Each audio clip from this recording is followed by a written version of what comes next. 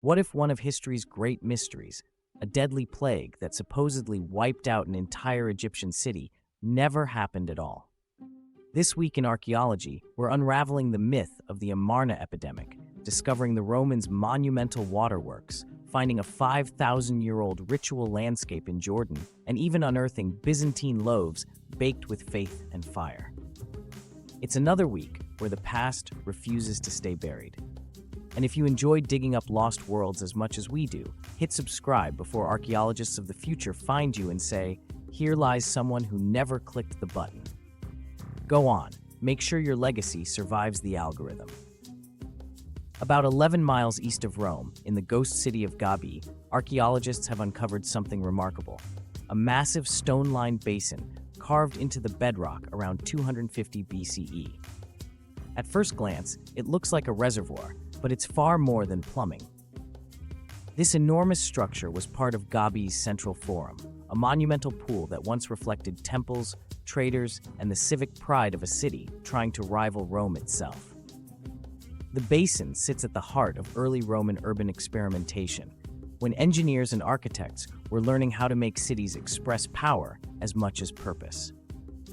It's one of the earliest known examples of Roman monumental design beyond temples and fortifications, showing that even 2.5 centuries before Caesar, the Romans already had a flair for spectacle. Excavations also uncovered ceramics, oil lamps, and perfume bottles placed deliberately inside, perhaps as ritual offerings to the gods of water and community. Now protected as part of an archaeological park, Gabi's forum may soon tell us whether civic ambition or divine favor flowed stronger in early Rome. High in the rugged hills of Jordan, archaeologists have found an ancient landscape that seems to have been built not for living, but for remembering.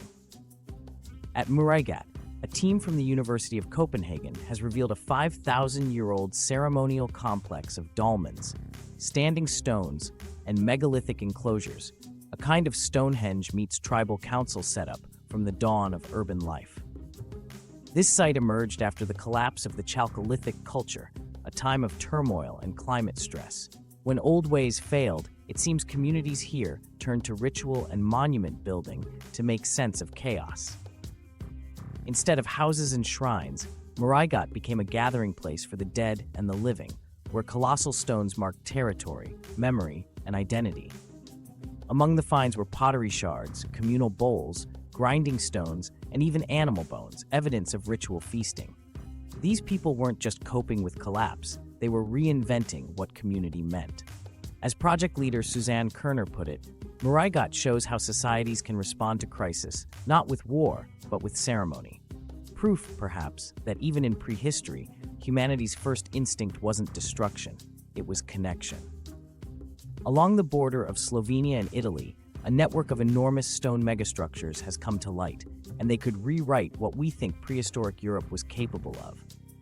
Using LiDAR scans, archaeologists from the University of Ljubljana mapped 4 colossal constructions stretching across the karst plateau, some over 2 miles long. They're not walls or roads, but ancient animal traps, vast stone funnels leading into concealed pits.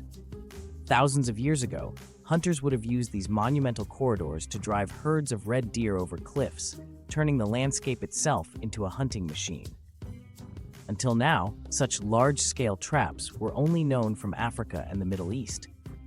Building them would have taken staggering coordination, at least 5,000 labor hours for the largest. That's not the work of a few families, but of organized communities with leadership, planning, and long-term purpose. In short, these walls prove that prehistoric Europeans weren't just surviving, they were engineering their environment on a massive scale. It's a humbling reminder that even without writing, wheels, or metal, our ancestors still thought big, literally.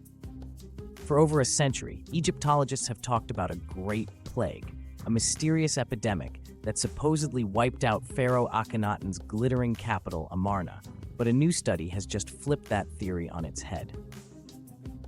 Researchers Gretchen Dabbs and Anna Stevens examined nearly 900 burials from the site and found nothing. No mass graves, no panic burials, no signs of infection. Instead, the evidence points to something far more ordinary and perhaps more tragic: exhaustion. The skeletal remains reveal stunted growth, spinal damage, and worn joints, symptoms of relentless labor and poor living conditions, not disease. In other words, Amarna didn't fall to a microbe, but to human mismanagement. When Akhenaten died, his radical cult of the sun god Aten died with him. The city wasn't abandoned overnight in a wave of plague, but slowly, deliberately, its people gathering their possessions and moving on as Egypt returned to its old gods. The Amarna plague, it seems, was a ghost story. The real killer was politics, not pestilence. 6,000 years ago, Europe's first farmers didn't just plant crops and herd animals, they chewed tar. No, really. Archaeologists have analyzed lumps of black birch bark tar found around the Alpine lakes, and it turns out these sticky little blobs were humanity's first chewing gum, tool glue, and dental time capsule, all rolled into one. The tar, made by heating birch bark without oxygen, trapped fragments of human DNA, plant matter, and even bacteria.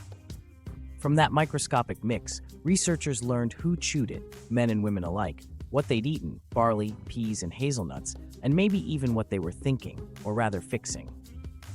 Some lumps were used to mend pottery or haft flint blades. Others had clearly been chewed just to soften them up.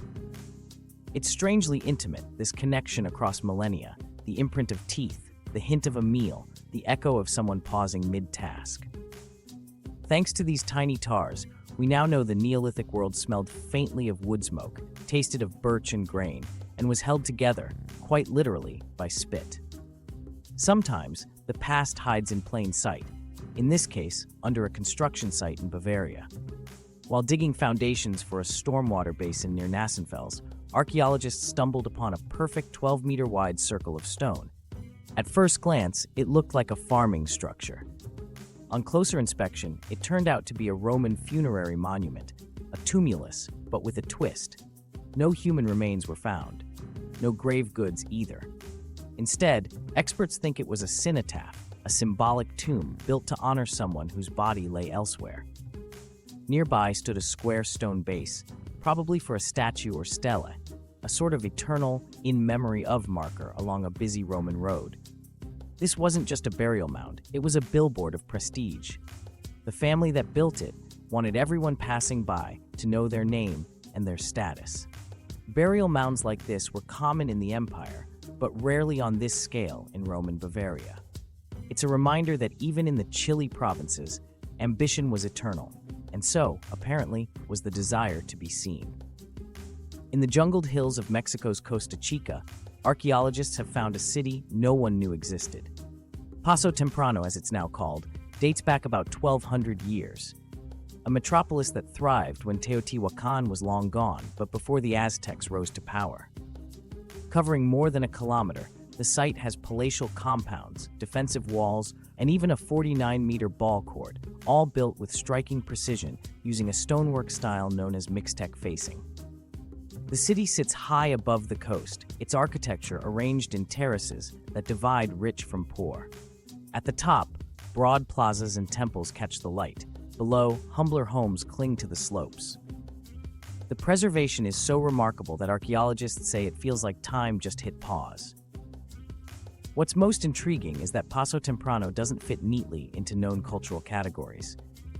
Its builders remain a mystery, predating the later Mixtec and Amuzgo peoples. This discovery could rewrite the ancient map of Guerrero, revealing an entire civilization that flourished and vanished without leaving a name behind. High on St. David's Hill, in what was once the Urartian city of Argishtinili, archaeologists have uncovered something quietly haunting: a 1-meter-tall stone idol carved with a human face. Buried inside a masonry chest, the idol lay undisturbed for over 2.5 millennia, its stylized eyes, long nose, and thin lips still staring straight through time. Made of volcanic tuff and shaped with a deliberate simplicity, the idol is thought to represent an ancestor or fertility spirit. It was found in a room still floored with its original stone slabs, part of a well-preserved complex of houses dating to the 7th or 6th century BCE. Nearby, a cremation cemetery held 12 urns, each carefully placed and accompanied by grave goods, as if the dead were still being honored by the living. It's a glimpse into the spiritual heart of the Urartian world, where faces were carved to endure and faith took solid form in stone. After thousands of years of silence, that ancient gaze has met ours once again. In the Korean fortress city of Buyeo, archaeologists have dug up something that would have made the ancient elite sigh with relief on a summer's day: a 1,400-year-old ice house. Built during the Baekje Sabi period, the structure was cut deep into bedrock, a near-perfect square, 23 by 26 feet, with a drainage pit and lined southern wall to help preserve the chill. This wasn't a peasant's pantry. According to the National Research Institute of Cultural Heritage, it was a royal facility, a mark of state power and privilege. Storing ice year-round required not just clever engineering, but authority, the right to control nature itself. Inside, archaeologists found a ritual jar containing 5 ancient coins, likely an offering to the land spirits to bless the build. The Baekje kingdom was famed for its artistry and innovation, but this discovery shows its mastery of logistics too. Long before refrigeration, they'd already worked out how to harness the Earth's cool breath. In its time, this ice house would have been a wonder, a frozen reminder that power in Baekje ran cold as well as deep. In the ruins of Iranopolis, modern-day Toprak Tepe in Turkey, archaeologists have uncovered loaves of bread that outlasted the empire that baked them. Charred by fire, but perfectly preserved, these 7th to 8th century loaves are among the finest examples of Byzantine bread ever found, each one stamped with Christian imagery, still visible after more than 1,000 years.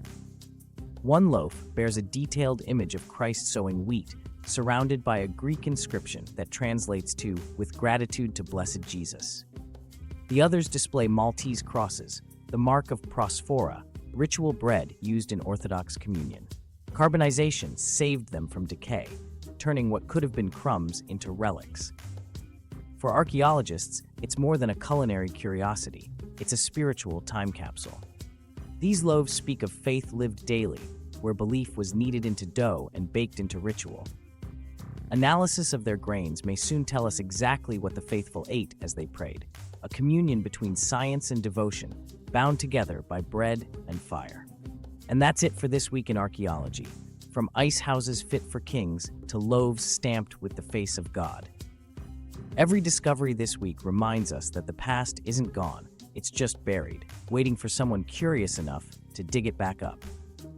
If you enjoyed the ride, don't just wander off like a distracted tomb raider. Hit subscribe and join our little excavation crew. It costs less than a museum ticket and guarantees you front row access to the next big discovery.